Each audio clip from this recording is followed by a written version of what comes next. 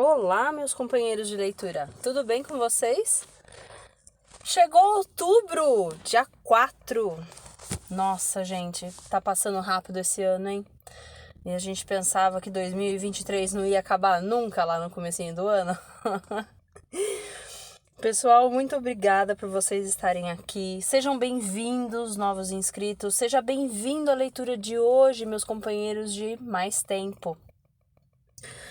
Muito obrigada pela companhia de vocês. A gente está lendo as aventuras de Ramsés, do grande faraó, Ramsés II, da segunda dinastia do Egito Antigo. Segunda dinastia não, 19ª dinastia. Falei errado, desculpem. Vamos começar? Capítulo 21. Vamos saber nesse bloco de capítulos o que vai acontecer, se vai ter mais guerra ou não. O que vai acontecer com o pequeno K, o que vai acontecer com Moisés. Vamos lá? Vamos embora. Capítulo 21. A corte estava reunida na sala de audiências do palácio de Pi-Ramsés, que dava acesso a uma escadaria monumental adornada com figuras de inimigos aniquilados. Ninguém sabia por que razão o faraó convocara o governo em peso e os principais responsáveis da administração, mas todos esperavam o anúncio de decisões vitais para o futuro do país. Ao passar pela porta monumental orlada com os nomes de coroação de Ramsés, pintados em azul, sobre fundo branco e colocados dentro de escudos, Amene ocultava com dificuldade o seu descontentamento. Por que não lhe fizera o rei nenhuma confidência? Observando o ar contrariado de Acha, considerou que o amigo sabia mais tanto quanto ele. Os cortesãos eram tão numerosos que era impossível ver a decoração formada por mosaicos de terracota envernizados, representando jardins floridos e lagos cheios de peixes. As pessoas comprimiam-se entre as colunas e contra as paredes, as quais exibiam uma deslumbrante paleta de verde claro, vermelho escuro, azul claro, amarelo luminoso e branco sujo. Mas naqueles momentos de angústia, quem pensava em admirar as sublimes aves que esvoaçavam nos pântanos povoados de papiros? No entanto, o olhar de Setaol pousava sobre uma pintura que representava uma jovem em meditação em frente a um maciço de malvas rosas e cujas feições se assemelhavam às da rainha. Os frisos de lótus, dormideiras, papoulas, margaridas e acianos encarnavam uma natureza pacífica e sorridente. Ministros, altos funcionários, escribas reais, ritualistas, guardas dos segredos, sacerdotes e sacerdotisas, damas de alta linhagem e outros personagens importantes fizeram silêncio quando Ramsés e Nefertari se sentaram no trono. O poder do monarca era esmagador e o seu porte inigualável. Com a dupla coroa que assinalava sua soberania sobre o Alto e o Baixo Egito, envergando uma túnica branca e um saiote dourado, Ramsés segurava na mão direita o cetro magia, o cajado de pastor que lhe servia para reunir o seu povo no invisível e manter a sua coesão no visível. Nefertari era a graça, Ramsés o poder. Todos na assistência captaram o amor profundo que os unia e dava a ambos um perfume de eternidade. O chefe dos ritualistas declamou um hino a Amon, celebrando a presença do Deus oculto em todas as formas de vida. Então, Ramsés falou: Vou comunicar-lhes um certo número de decisões a fim de dissipar rumores e definir a política que tenciono seguir de imediato. Estas escolhas são fruto de uma longa reflexão realizada em conjunto com a grande esposa real. Diversos escribas reais prepararam-se para escrever as palavras do monarca, que se tornariam decretos com aplicação imediata. Decidi reforçar a fronteira nordeste do Egito, construir novas fortalezas nesse setor, consolidar as antigas muralhas, duplicar as guarnições e aumentar-lhes o soldo. O muro do rei deve tornar-se inexpugnável e proteger o delta de qualquer tentativa de invasão. Equipes de talhadores de pedra e de olheiros partirão já amanhã para iniciarem os trabalhos necessários. Um velho cortesão pediu a palavra. Majestade, será o muro do rei suficiente para deter as tropas hititas? Por si só, não. Trata-se apenas do último elemento do nosso sistema de defesa. Graças à rede de intervenção do exército que derrotou a contraofensiva hitita, reconquistamos os nossos protetorados. Entre nós e o invasor existem Canaã, Amorru e a Síria do Sul. Não lhe têm traído com frequência os príncipes que governam essas províncias? Na realidade, isso tem acontecido constantemente. É por isso que confio a gestão administrativa e militar dessa zona tampão à Acha, a quem concedo plenos poderes nessa região.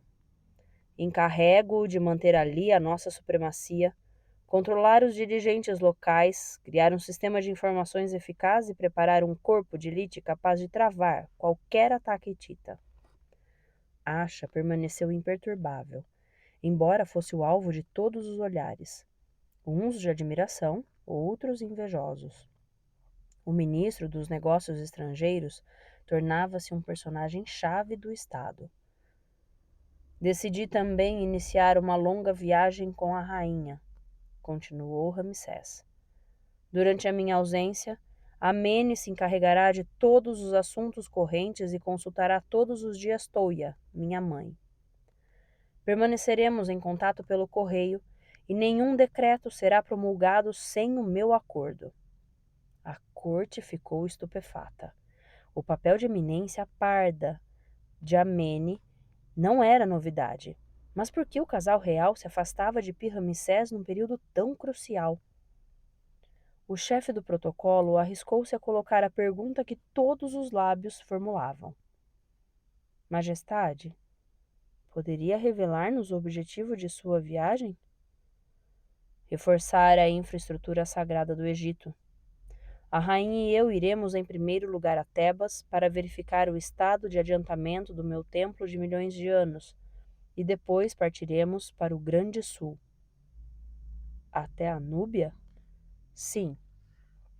Perdoe-me, Majestade, mas será necessário tão longo percurso? É indispensável? A corte compreendeu então que o faraó não diria mais nada, que cada um imaginasse as razões secretas daquela surpreendente decisão. Vigilante, o cão amarelo-dourado do rei lambeu a mão da rainha-mãe enquanto o enorme leão se deitava a seus pés. Esses dois fiéis companheiros vieram prestar-lhe uma homenagem, disse Ramsés. Toia preparava um arranjo de um grande ramo armado que seria colocado sobre a mesa das oferendas destinadas à deusa Sekhmet. Como era altivo o porte da rainha-mãe, com seu longo vestido de linho orlado de ouro, os ombros cobertos por uma curta capa e a cintura envolta num cinto vermelho de pontas riscadas que iam até o chão. Como era nobre a postura daquela mulher de olhos penetrantes e de rosto delicado e severo, cheia de poder, exigente e inabordável. O que pensa das minhas decisões, mãe? Nefertari tinha me falado demoradamente a respeito delas, e receio eu mesma de tê-las inspirado um pouco. A única proteção eficaz da nossa fronteira nordeste consiste realmente em controlar os protetorados com mão firme para impedir uma invasão hitita. Foi essa a política de seu pai, e deve ser também a sua. 9 anos de reinado, meu filho. Como está suportando este peso? Ainda nem tive tempo de pensar nisso. Tanto melhor. Continue avançando e traçando o seu caminho. Tem certeza de que a tripulação do barco obedece corretamente às suas ordens? O meu círculo íntimo é muito reduzido e não tenho intenções de ampliá-lo. Amene é um homem notável, considerou Toia. Mesmo não tendo uma visão muito ampla, possui duas qualidades raríssimas: honestidade e fidelidade. O seu elogio é o mesmo em relação a Asha? Ele também possui uma virtude excepcional: a coragem. Uma coragem particularmente feita com base numa análise profunda das situações. Quem melhor poderia ter sido escolhido senão ele para velar pelos nossos protetorados do norte? Setaou será também aprovado por você? Sei que ele detesta as convenções, mas é sincero. Como seria possível não apreciar um aliado tão precioso? Resta Moisés. Tenho conhecimento da sua amizade por ele, mas não há prova. Não, Ramsés. Esse hebreu tem objetivos que você se verá obrigado a desaprovar.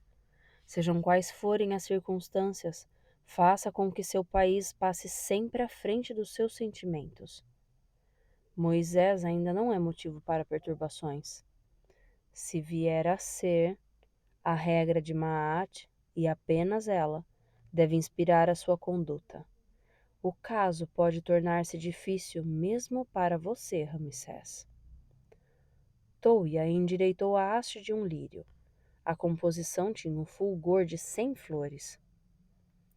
Aceita governar as duas terras durante a minha ausência? Não vai me obrigar a isso. O peso da idade começa a incomodar-me. Moisés sorriu. Não acredito. Existe imensa força em você para imaginar o que pode ser o peso da velhice. Quer revelar-me agora a verdadeira razão dessa longa viagem? O amor pelo Egito e por Nefertari. Quero reanimar o fogo secreto dos templos, fazer com que produzam mais energia. Quer dizer que os hititas não são os nossos únicos adversários? Não. Um mago líbio, Ofir, utiliza contra nós forças das trevas.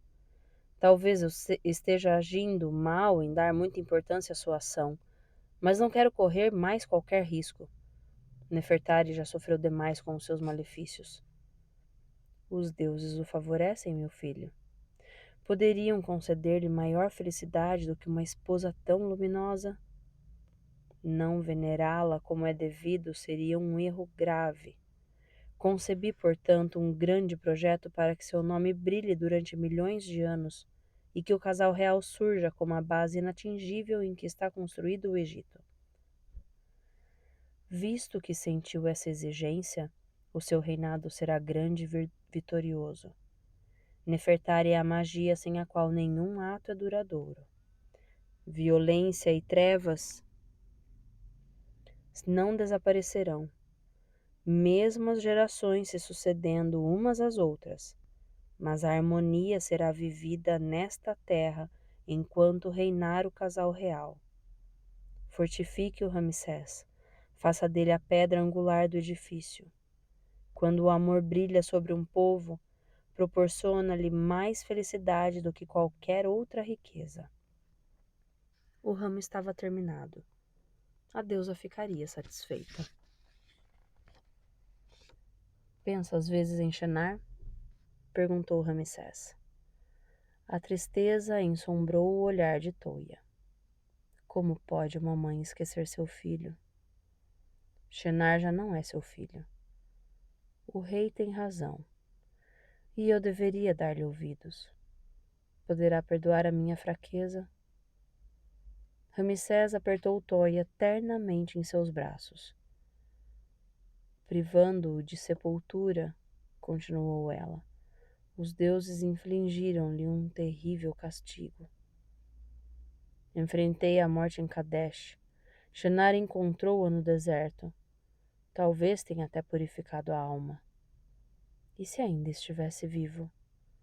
Também eu já tive esse pensamento. Se estiver escondido nas sombras com as mesmas intenções de antigamente, mostrar-se-á indulgente? Você é o Egito, Ramsés, e quem o atacar vai me encontrar no meio do caminho. Fim do capítulo 21. Capítulo 22. Ramsés inclinou-se perante a estátua de Thoth, à entrada do Ministério dos Negócios Estrangeiros, e depositou um ramo de lírios no altar das oferendas. Incorporado num grande macaco de pedra, o mestre dos hieróglifos, as palavras dos deuses, mantinha o olhar erguido para o céu. A visita do faraó era uma honra com a qual se congratulavam os funcionários do ministério. Acha recebeu o monarca e inclinou-se perante ele. Quando Ramsés o abraçou, os subordinados do jovem ministro sentiram-se orgulhosos por trabalharem sob as ordens de um dignatário a quem o rei concedia tal demonstração de confiança. Os dois homens fecharam-se no gabinete de Acha, luxuoso e requintado. Rosas importadas da Síria, arranjos florais associando narcisos e maravilhas, arcas de acácia, cadeiras de estofos decorados com lótus, almofadas multicores, mesas com pés de bronze. As paredes eram adornadas com cenas de caça às aves dos pântanos. Você nunca optou pela sobriedade, constatou Ramsés. Só faltam os vasos exóticos de Shinar. Mas que má recordação! Mandei-os vender em benefício do meu ministério. Elegante, com uma peruca leve e perfumada e o pequeno bigode bem cuidado, Acha parecia pronto para participar de um banquete mundano.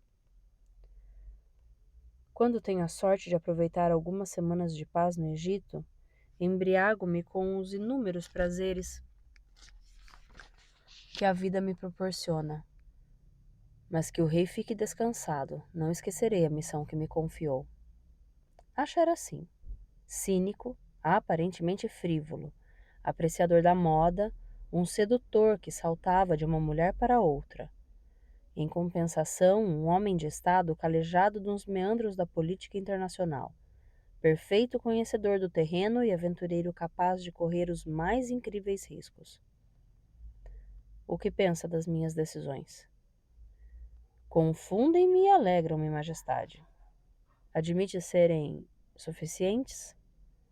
Falta o essencial, não é verdade? E é exatamente a razão dessa visita nada protocolar. Deixe-me adivinhar. Não será Kadesh?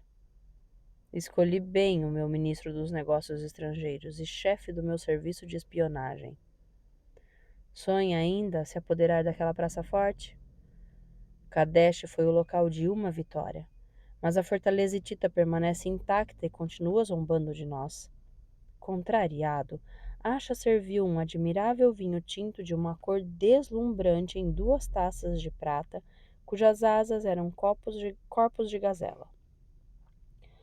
Estava desconfiado de que iria voltar a Kadesh. Ramsés não seria capaz de tolerar a sombra de um fracasso. É verdade, essa fortaleza nos desafia e é verdade que continua a ser tão forte como antes. É por isso que a considero uma ameaça permanente para o nosso protetorado da Síria do Sul. Será de Kadesh, portanto, que partirão os ataques. À primeira vista, o raciocínio parece impecável. Mas vejo que não é essa a sua opinião. Um ministro gordo e calmo, confortavelmente sentado em seus privilégios e dignidades, postrar-se-ia à sua frente e faria mais ou menos esse discurso. Ramsés o Grande, rei de visão penetrante, abraço vitorioso, parta para a conquista de Kadesh. E esse cortesão seria um sinistro imbecil. Por que considera necessário desistir dessa conquista? Graças a você, os hititas descobriram que não são invencíveis. É verdade que o exército deles continua poderoso, mas seus espíritos estão perturbados. Muattari prometera a seu país uma invasão fácil e uma vitória esmagadora. E de repente se vê forçado a justificar com dificuldade uma retirada das tropas para suas posições habituais.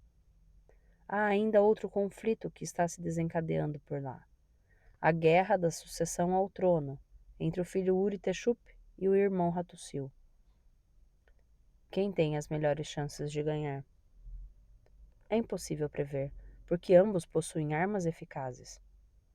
Está próxima a queda de Muattali? Na minha opinião, está, pois mata-se com facilidade na corte hitita. Numa sociedade guerreira, o chefe incompetente, incapaz de vencer, deve ser eliminado. Não é o momento ideal para atacarmos Kadesh e nos apoderarmos dela? Realmente seria ideal se o nosso interesse consistisse em minar os alicerces do Império Hitita. Ramsés apreciava a sutileza do seu amigo Asha e também o seu caráter irônico, mas dessa vez ficou admirado. E não é esse o objetivo primordial da nossa política externa? Já não tenho muita certeza disso. Está brincando comigo?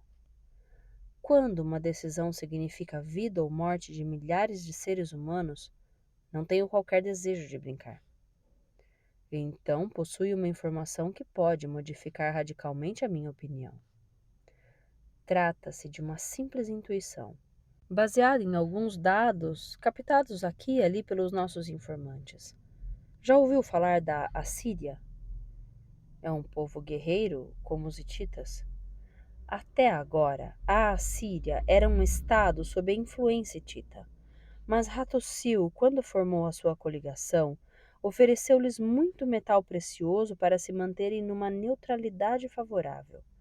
Só que essas riquezas inesperadas transformaram-se em armamento.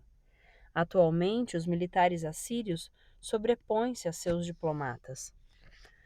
A próxima grande potência asiática poderá bem vir a ser a Assíria, mais conquistadora e devastadora do que o Hatti. Ramsés ficou apreensível. A Assíria estará prestes a atacar o Hatti? Ainda não, mas logo o conflito me parecerá inevitável. Por que Muattali não corta o mal pela raiz? Por causa dos conflitos internos que lhe ameaçam o trono e porque receia um avanço do nosso exército em direção a Kadesh. Para ele, continuamos sendo o adversário principal. E para os que ambicionam o poder?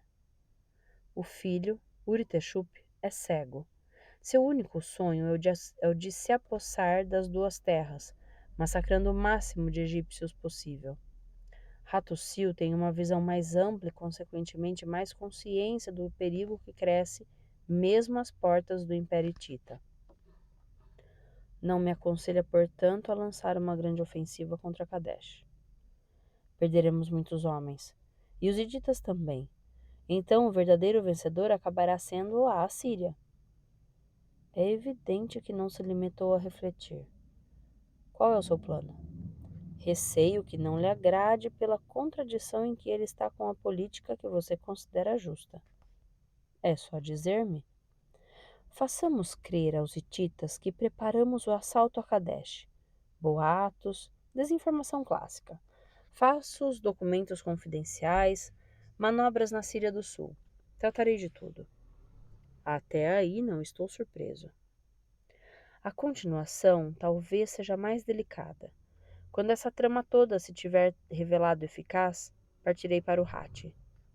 Com que justificativa? Missão secreta, com plenos poderes para negociar. Mas o que quer negociar? A paz, majestade. A paz com os hititas? Sim, majestade. Esta é a melhor solução para impedir que a Síria se transforme num monstro muito mais perigoso do que o Hatti. Os hititas nunca aceitarão.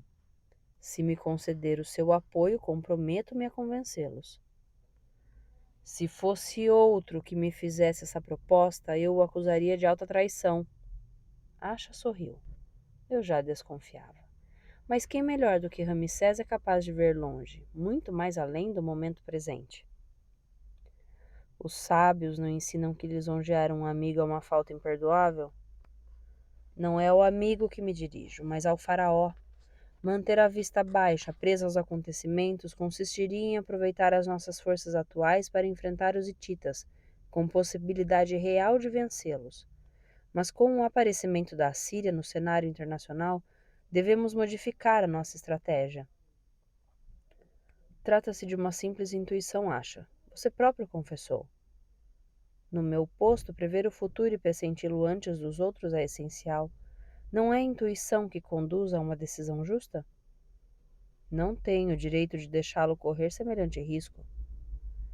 A minha estada entre os hititas? Não será a primeira.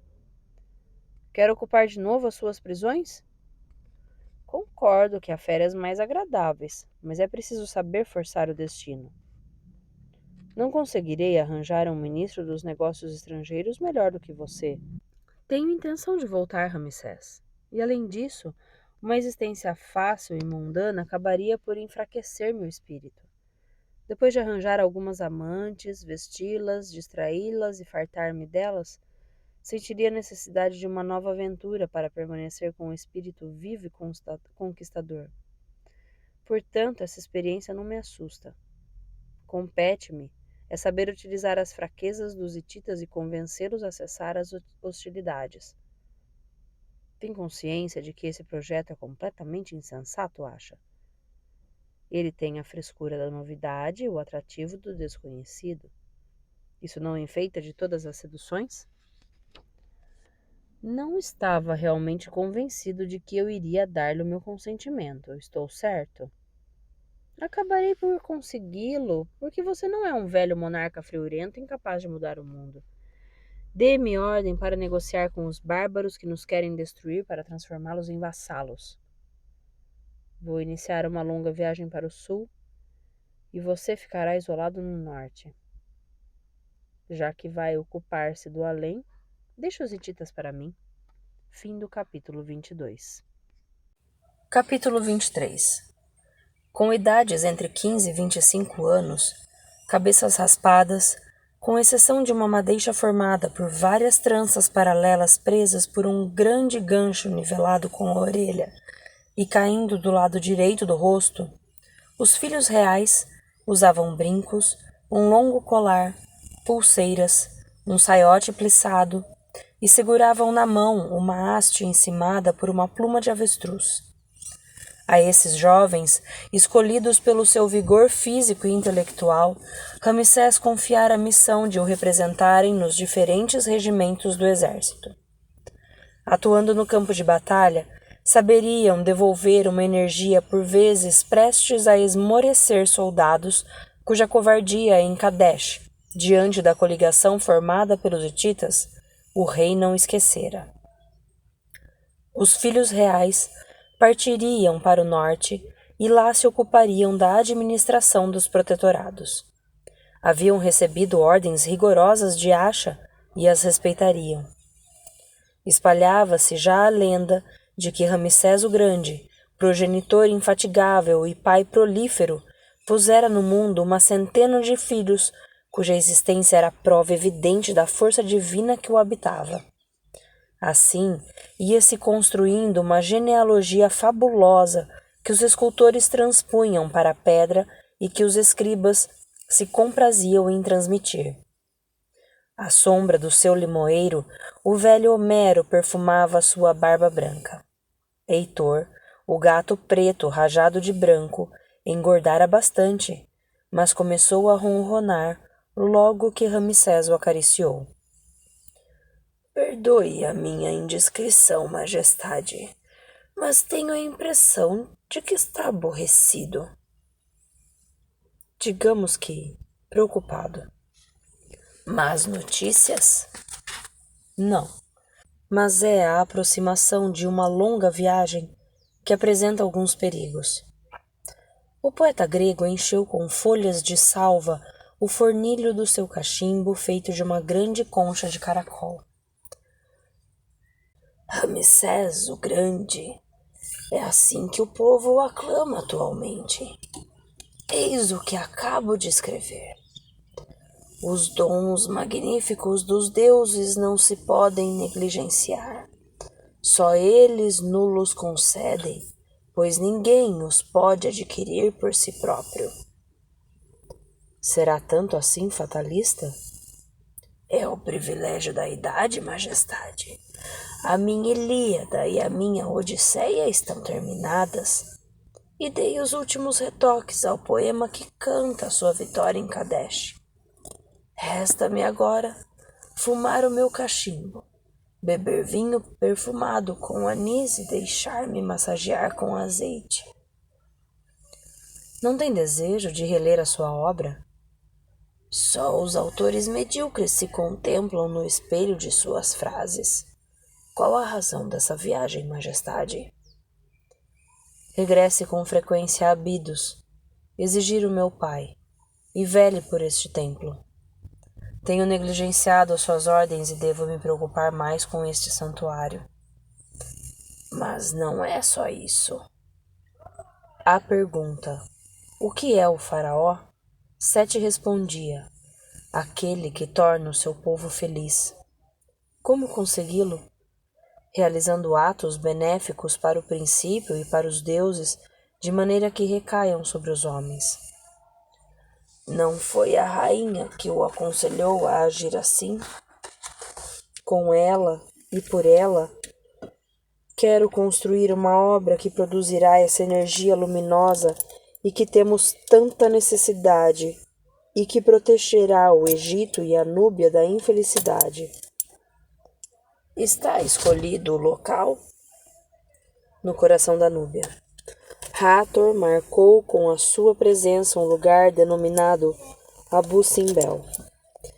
Encarnando-se nas pedras, a Dama das Estrelas revelou o segredo do seu amor. E é este lugar que quero oferecer a Nefertari, para que ela se torne para sempre a Dama de Abu Simbel. Barbudo, com cabelos hirsutos, sentado nos calcanhares, o cozinheiro servia-se de uma folha de palmeira para atiçar o fogo de um fogareiro sobre o qual assava um ganso devidamente preparado. Enfiara no espeto pelo bico e pescoço da ave, mantendo-a assim bem direto sobre o calor. Quando estivesse terminado, depenaria um pato, e depois de lhe tirar as entranhas, cortar-lhe-ia a cabeça, a extremidade das asas e os pés, e enfiá-lo-ia também no espeto para assá-lo em fogo brando. Uma nobre dama interpelou-o. As suas aves estão todas encomendadas? Quase todas. Se lhe encomendar um pato, pode prepará-lo agora? Bem, agora estou muito ocupado. Dolente, a irmã de Ramsés endireitou a alça esquerda do vestido que teimava em deslizar. Depois, a volumosa morena depositou um pote de mel aos pés do cozinheiro. Seu disfarce é perfeito, Shenar. Se não tivesse marcado encontro comigo neste exato lugar, eu não teria reconhecido. Soube de alguma coisa importante? Acho que sim. Assisti à grande audiência do casal real. Volte daqui a 2 horas. Vou lhe dar o seu pato. Acabarei o trabalho e você me seguirá. Vou conduzi-lo até Ofir. Na orla dos armazéns, o bairro dos cozinheiros e cortadores só se acalmava depois do cair da noite. Alguns aprendizes com pesadas cargas dirigiam-se para as vilas dos nobres, onde entregavam ótimas peças de carne para serem servidas nos banquetes. Shenar entrou por uma ruela deserta, parou em frente a uma porta baixa pintada de azul e deu 4 toques espaçados. Logo que a porta se abriu, fez sinal a Dolente para entrarem. A volumosa mulher fez um pequeno esforço para penetrar num compartimento de teto baixo cheio de cestos. Shenar ergueu um alçapão e ele e a irmã desceram uma escada de madeira que terminava em uma cave. Quando viu o mago Ofir, Dolente prostrou-se e beijou-lhe a bainha da túnica. Temia tanto não vê-lo nunca mais.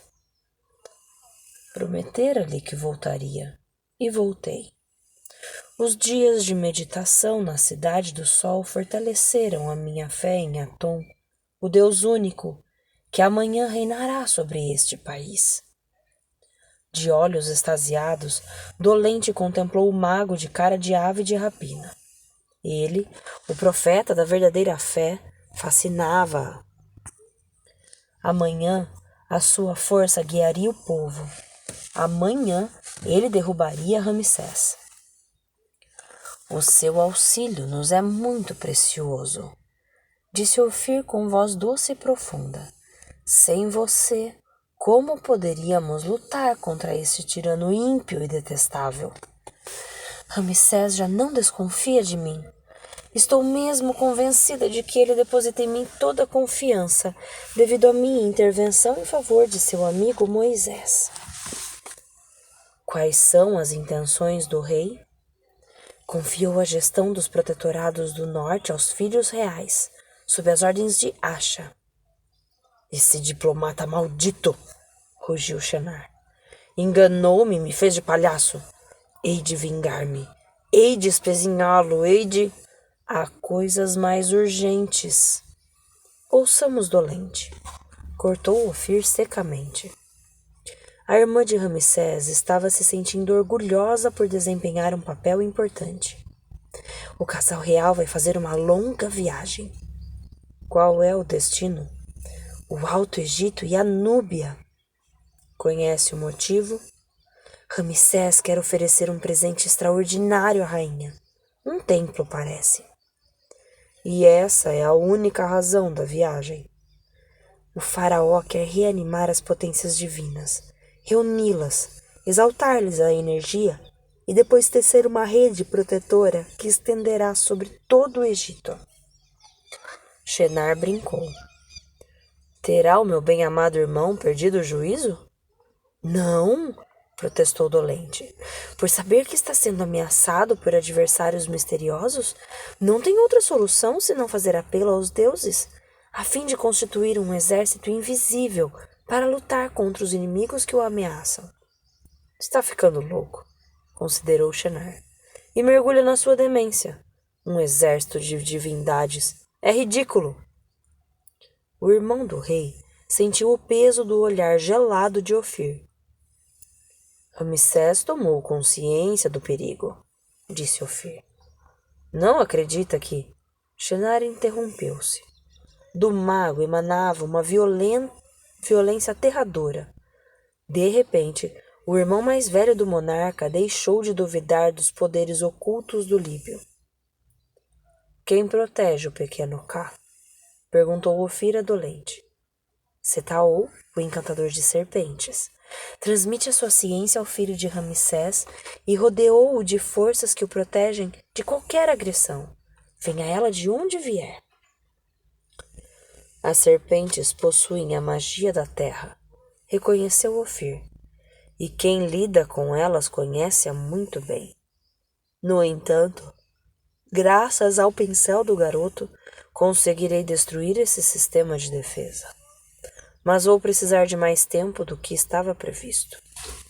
O coração de Dolente revoltou-se com a ideia de Ká ter de sofrer o ataque dos espíritos, mas o motivo vergou a estratégia do mago.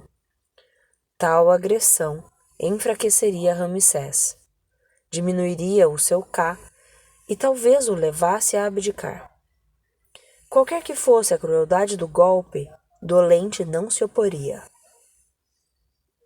Temos de separar-nos, considerou Ofir. Dolente agarrou-se à túnica do mago. Quando tornarei a vê-lo? Shenar e eu vamos deixar a capital temporariamente. Não podemos permanecer muito tempo no mesmo lugar. Será a primeira a ser avisada do nosso retorno. Entretanto, continue a recolher informações. Continuarei a propagar a verdadeira fé, afirmou ela. E haverá preocupação mais importante? Murmurou Ofir com um sorriso cúmplice. Fim do capítulo 23. Capítulo 24. Para festejar a absolvição de Moisés, os oleiros hebreus organizaram um enorme banquete no bairro popular onde residiam. Pães triangulares, empanados de pombo, codornizes recheadas, compotas de figos, vinho forte e cerveja fresca foram oferecidos aos convivas, que cantaram a noite toda, várias vezes entoando o nome de Moisés, agora o mais popular dos hebreus. Cansado do barulho, este afastou-se do local da festa quando seus partidários já estavam bastante bêbados para perceberem a sua ausência. Moisés sentia a necessidade de estar só e de pensar nas lutas que se avizinhavam. Convencer Ramsés a deixar todo o povo hebreu sair do Egito não ia ser fácil.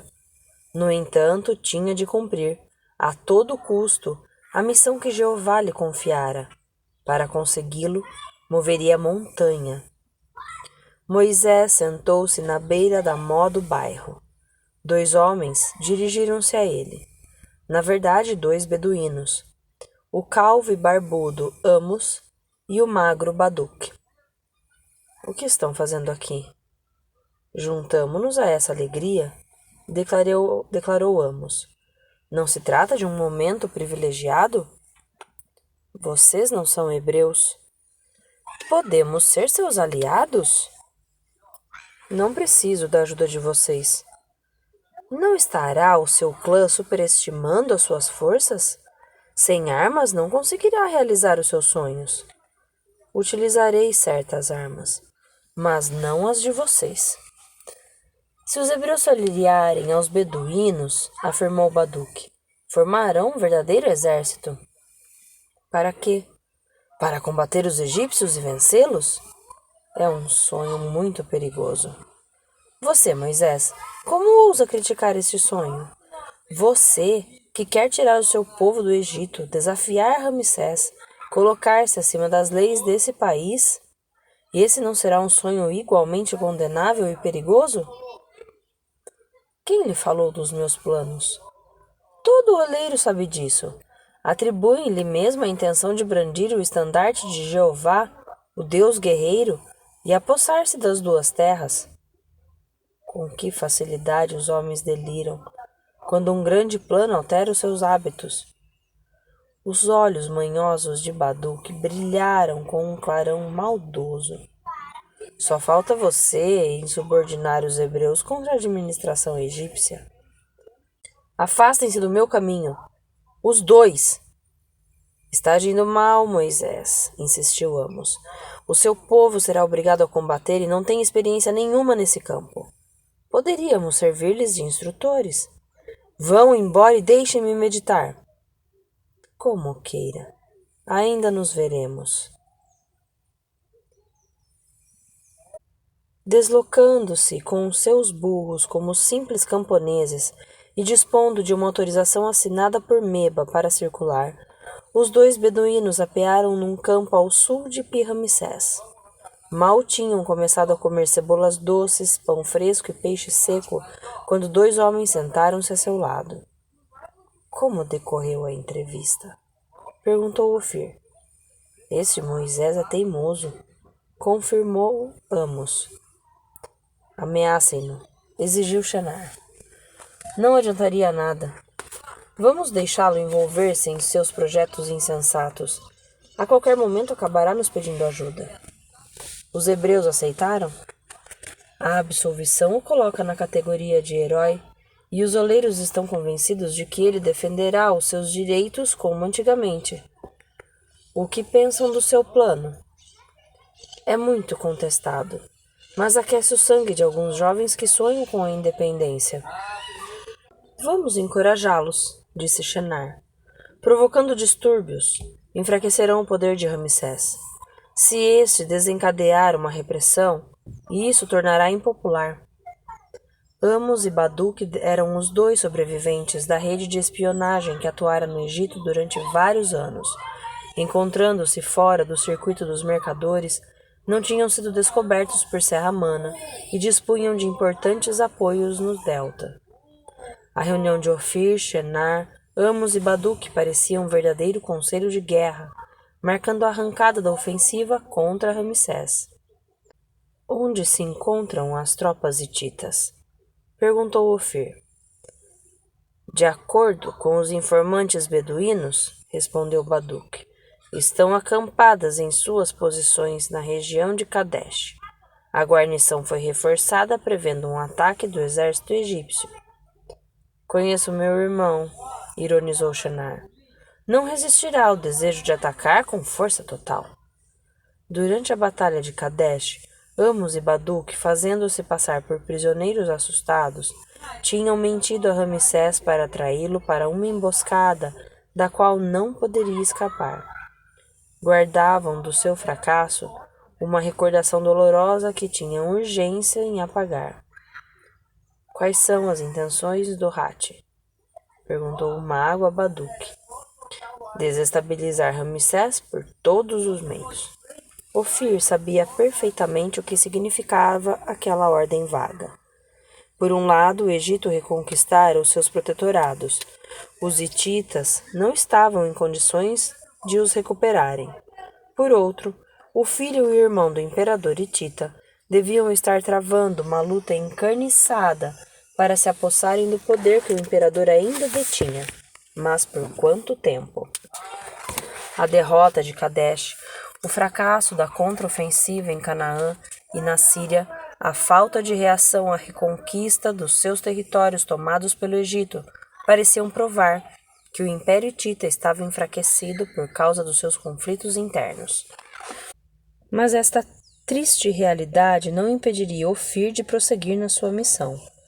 Quando Ramsés fosse ferido de morte, um novo fogo inflamaria o Hati. Vocês dois, ordenou Ofir a Baduque e Amós, continuem a infiltrar-se entre os hebreus. Que seus homens se declarem adeptos de Jeová e encorajem os oleiros a seguir Moisés.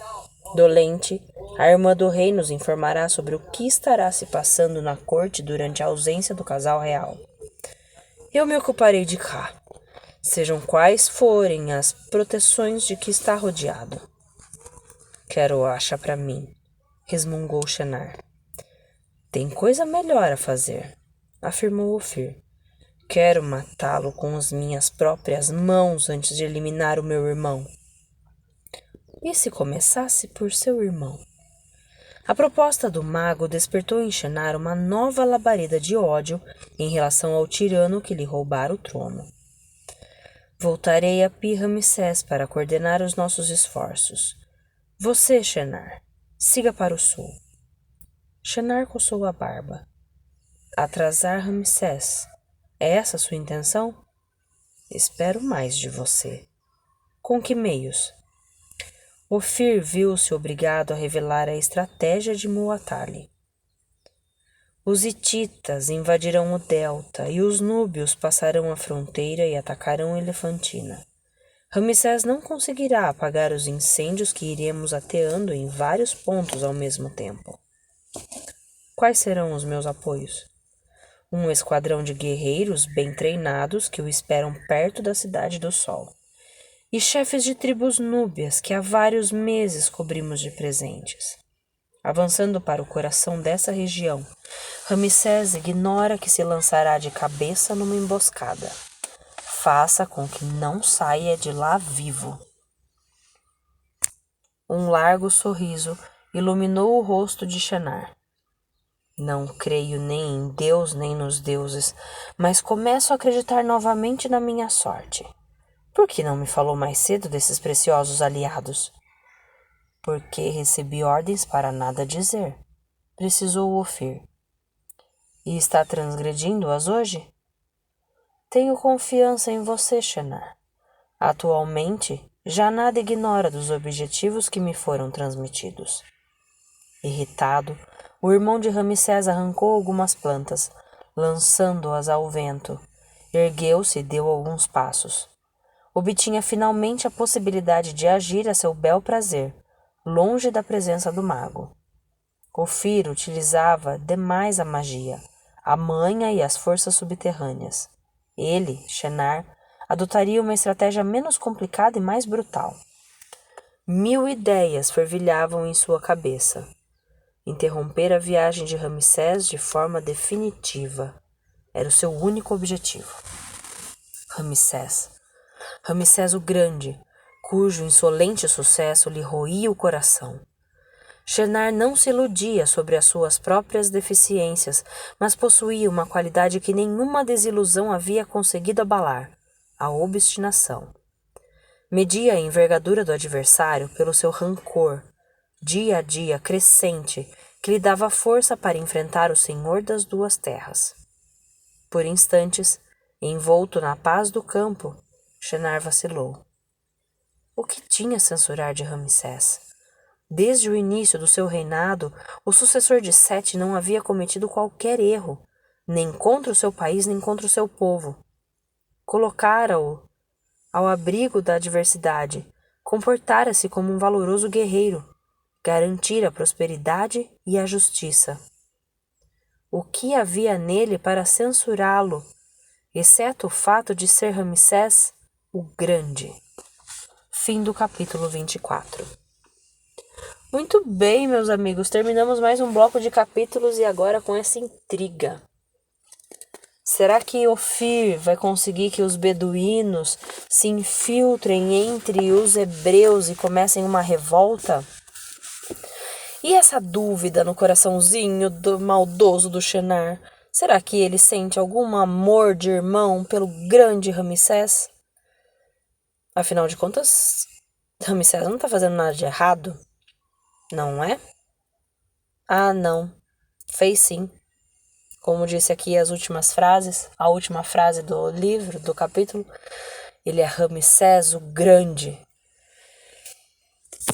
Muito boa semana para vocês. A gente se encontra na véspera do feriado do dia 12 de outubro. Até lá, hein? Tchau!